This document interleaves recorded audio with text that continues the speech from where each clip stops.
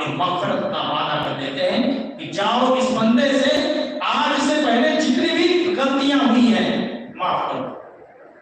اور آپ جب نماز پڑھ کے فارغ ہوئے، ظہر پڑھی آپ نے، ابھی مغرب پڑھی، عشاء پڑھیں گے، مغرب اور عشاء کے درمیان جو گناہ ہم سے ہو گئے، انسان ہیں، خطا کار ہیں، اور اگر غلطی ہم سے نہ ہو تو انسان ہی میں رہ جائیں گے.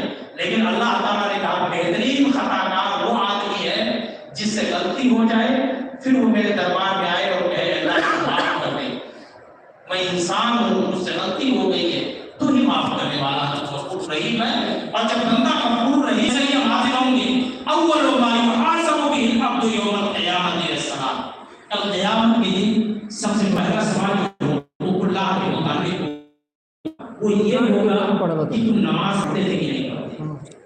اگر نماز ہے تو قبر میں بھی روشنی ہے، اگر نماز ہے تو اللہ تعالیٰ کے پرسرات پر بھی روشنی ہے، اگر نماز ہے تو میدان محشر میں بھی روشنی ہے، اگر نماز ہے تو جنت میں اعلیٰ سے اعلیٰ مقام اللہ تعالیٰ کا ہے.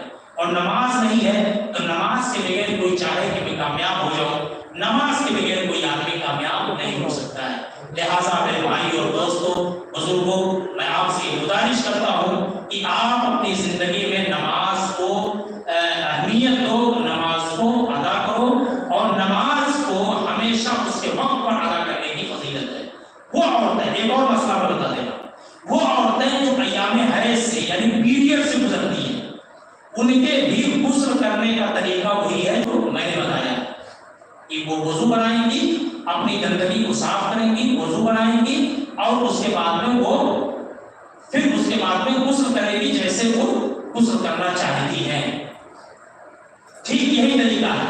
وہ عورت جو نفاس کے عالم میں ہے، بچے کی ولادت ہوئی ہے، اس کے بعد جو خون آتا ہے اس کو نفاس کا خون کہتے ہیں. کسی عورت کو 40 دن آتا ہے، کسی کو 30 دن آتا ہے، جیسی جس کی جلد ہوتی ہے اسی حساب سے. جب وہ عورت یہ دیکھ لے کہ میرا خون آنا بند ہو گیا ہے تو وہ ویسے ہی وضو کرے گی اور غسل کرے گی جو میں نے طریقہ بتایا ہے. یعنی ہر حال میں ایک مومن کا طریقہ یہی ہے. اس طریقے سے ہٹ کر کے نہ تو آپ کی نماز قبول ہوگی، نہ آپ کا وضو مانا جائے گا، اور نہ ہی آپ کی دیگر کام اللہ تبارک و تعالیٰ کے ہاتھ تسلیم کیے جائیں گے. لہذا شریعت کے مطابق، اصولوں کے مطابق اللہ تعالیٰ سے توفیق عطا ہو کہ ہم سب کو کہنے سے زیادہ، سننے سے زیادہ ہم سب کو اس پر عمل کرنے کی توفیق عطا فرمائے. آمین آمین. السلام علیکم ورحمۃ اللہ وبرکاتہ.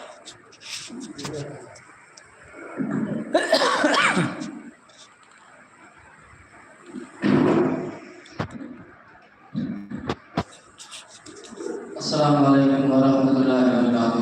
اما من طغى وآثر الحیاۃ الدنیا فإن الجحیم هی المأوى. عمل سے زندگی بنتی ہے جنت بھی جہنم بھی، عمل سے زندگی بنتی ہے جنت بھی جہنم بھی.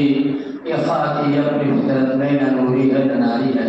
محترم دوستوں، بزرگوں، اسلامی ماں اور بہنوں، آج اسے چھوٹے سے پروگرام کے اندر انشاءاللہ آپ لوگوں کے سامنے لوہی معنی لغت کے اندر ڈکشنری کے اندر آپ جب دیکھیں گے، لوہی معنی لغت کے اندر ڈکشنری کے اندر آپ جب دیکھیں گے تو دوا کے لوہی معنی ہوتے ہیں سرکشی کرنا، حد سے گزر جانا، حد سے تجاوز کر جانا، حد سے آگے بڑھ جانا.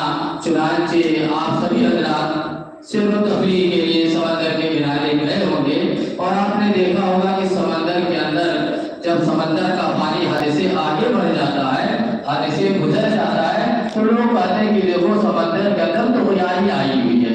ٹھیک اسی طرح سے ہماری شریعت نے، مذہب اسلام نے زندگی گزارنے کا ایک حد متعین ہے.